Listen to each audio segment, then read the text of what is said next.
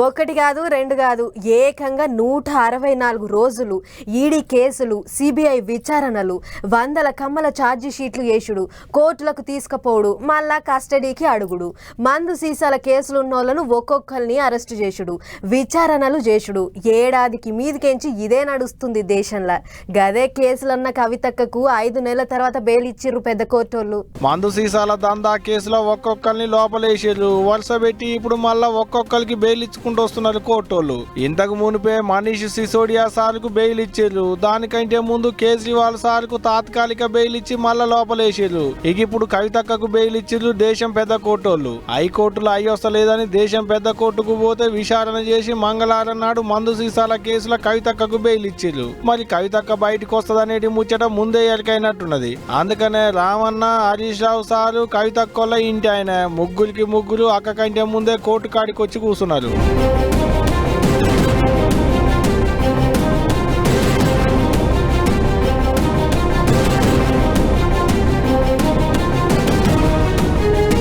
కవితక్క జైలు ఉండేటంత పెద్ద కేసేం కాదు అని కోర్టు చెప్పిందట అంతేకాదు ఢిల్లీ హైకోర్టులో ఈడీ ఆఫీసర్లు వేసిన ఫిర్యాదును కూడా సుప్రీంకోర్టు కొట్టేసిరట ఇక ఇదిట్టుంటే మందు సీసాల కేసుల కవితక్కకు బెయిల్ వచ్చిందని ఎరకగానే షెల్లె కోసం రామన్న పడ్డ తిప్పలు అన్ని ఇన్ని కాదు కోర్టు పత్రాలను తీహార్ జైల్లో ఇచ్చేటందుకు కన్నమ్మ కష్టాలు పడ్డాడు కోర్టు చుట్టూ అంకె తప్పిన ట్రాఫిక్ కుండుతోని వేసుకొచ్చిన కార్లను ఏడియానే ఇడిచిపెట్టి ఆటో మాట్లాడుకొని పోయిండు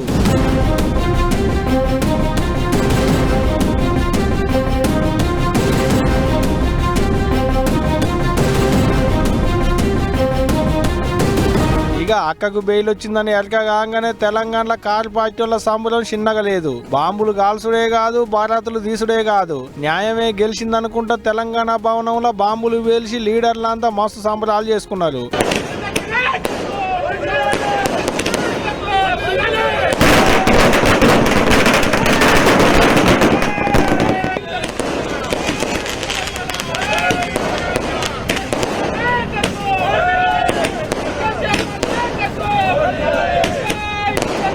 ఒకటి కాదాయే రెండు కాదాయా 5 నెలలకు మీద నేనాయే ఏం తక్కువ 164 రోజుల సందికి అంత పెద్ద లీడర్లు జైలు నుండి బయటకు వస్తే గా మాత్రం ఉంటది మరి చిన్నగుంటదా